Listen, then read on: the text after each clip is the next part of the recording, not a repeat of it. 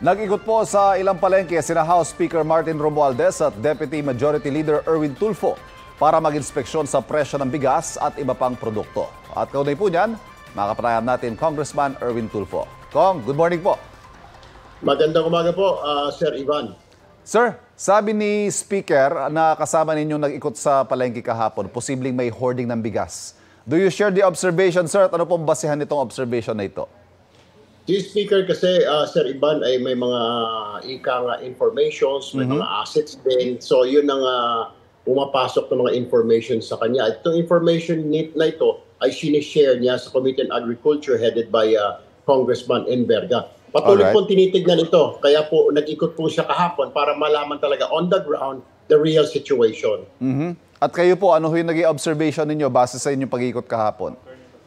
Mataas nga ho talaga ang presyo ho ng bigas. At hindi lang po bigas. Actually, ang target po namin yung mga sibuyas. Kasi dapat nga ang SRP niyan, not SRP, kundi ang sinasabi ng computations na namin sa Congress, dapat nasa 120 pesos per kilo lang po yan sa merkado. Okay. Base sa pag-aaral niyo, ano ho, 120 pesos yung alin po? Kilo po ng sibuyas sa merkado. Sibuyas. Dapat yun na po yun.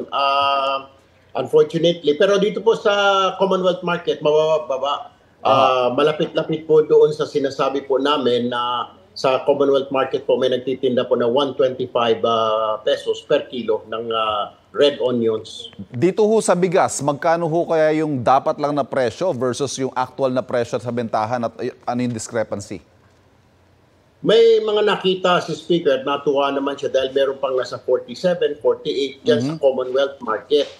Pero ang laro ngayon, nakita namin nasa 55, 56 per kilo. At ang medyo nakapagtataka dito sa Commonwealth Market kasi may comparison kami between Q-Mart and Commonwealth. Sa Commonwealth medyo mababa kasi may mga 47, 48 kami nakikita. Sa Q-Mart puro mga nasa 52, 55.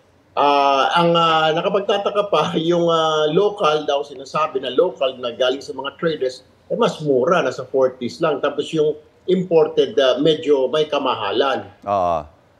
Isinusulong po ng ilang grupo yung pagpapatupad na ng price control at price ceiling dahil masyado raw mahal yung bigas. Sa tingin po ninyo, napapanahon na ba ang hakbang na ito?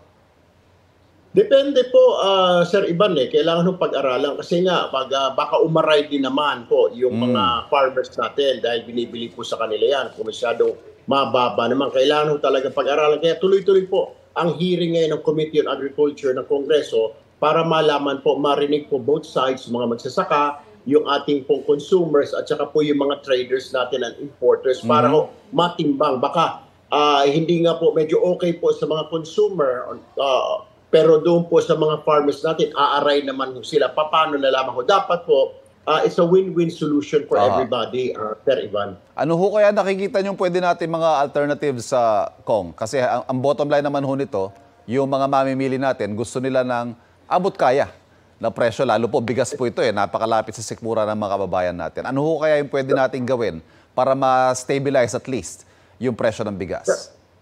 It's a world crisis actually, Sir Ivan. Hindi lang naman tayo kasi tapos sinarapan ng ilang Asian countries, Southeast Asian countries yung kanilang export ng mga bigas. Pero Speaker Romualdez, nakausap niya, galing po siya sa Vietnam. Nagpahayag ang Vietnam na tutulong next year sa Pilipinas, magpadala ng mga bigas. I think hindi pa kasi natin kaya, Sir Ivan, yung talagang yung production lang natin para enough to supply the entire country. Kailangan talaga natin ng importation kasi nga malungkot ng tanggapin pero lumiliit yung ating agricultural lands. Pero yung sabi ng Pangulo, the only way to do this, siguro para bumaba din yung production cost ng mga farmers natin, subsidiya, fertilizers, yung mga binhi, patulad po nung ginawa nung dating dating Pangulong Ferdinand Marcos Sr. na yung matagana 99 siguro, and the President wants to adapt that. And sang-ayon din naman po kami sa Congress, sang-ayon po dyan si Speaker Romualdez na subsidiya po ang kailangan ng mga farmers natin.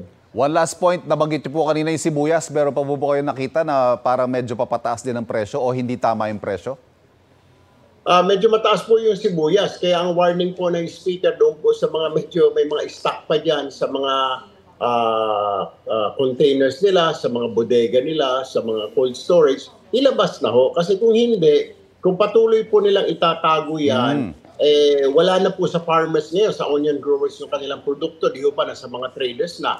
Mangyayari po dyan, sasabihin po ng Pangulo ang DA, ang BPI na magbigay ng maraming mga importation ng permit ng sibuyas para bumaha po ang sibuyas sa bansa. Thereby, pag bumaha po, bababa po ang presyo. Ang kawawa po, yung mga traders na nakatago ngayon ang kanilang mga sibuyas. Pero pag anihan ulit, isasara na lang ho natin ulit para pagbigyan po yung mga farmers natin na mailabas po nila, maitinda nila yung kanilang produkto, Sir Ivan. Fair warning na rin po siguro sa mga hoarders, dahil ang hoarding po krimen ho yan.